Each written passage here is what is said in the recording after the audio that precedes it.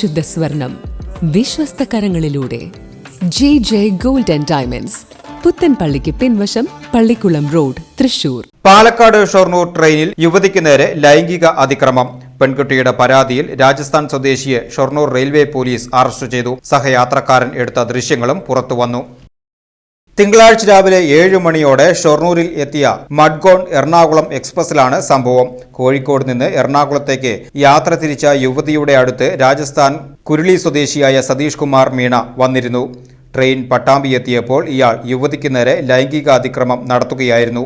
മറുവശത്തെ സീറ്റിൽ ഇരിക്കുകയായിരുന്ന യാത്രക്കാരൻ ഈ ദൃശ്യങ്ങൾ മൊബൈൽ ഫോണിൽ പകർത്തുകയും ചെയ്തു.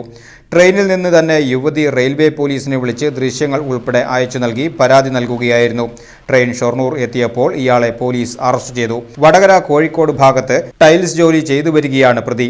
വടകരയിൽ നിന്നും ഷൊർണൂർ എത്തി അവിടെ നിന്നും കോയമ്പത്തൂർ വഴി രാജസ്ഥാനിലേക്ക് പോകാനായിരുന്നു ഇയാൾ തീരുമാനിച്ചിരുന്നതെന്ന് പോലീസ് പറഞ്ഞു. SI അനിൽ മാത്യുവിന്റെ നേതൃത്വത്തിലുള്ള സംഘമാണ് പ്രതിയെ അറസ്റ്റ് ചെയ്തത്. ജാമ്യമില്ലാ വകുപ്പ് പ്രകാരമാണ് കേസ്. പ്രതിയെ കോടതിയിൽ ഹാജരാക്കി റിമാൻഡ് ചെയ്തു.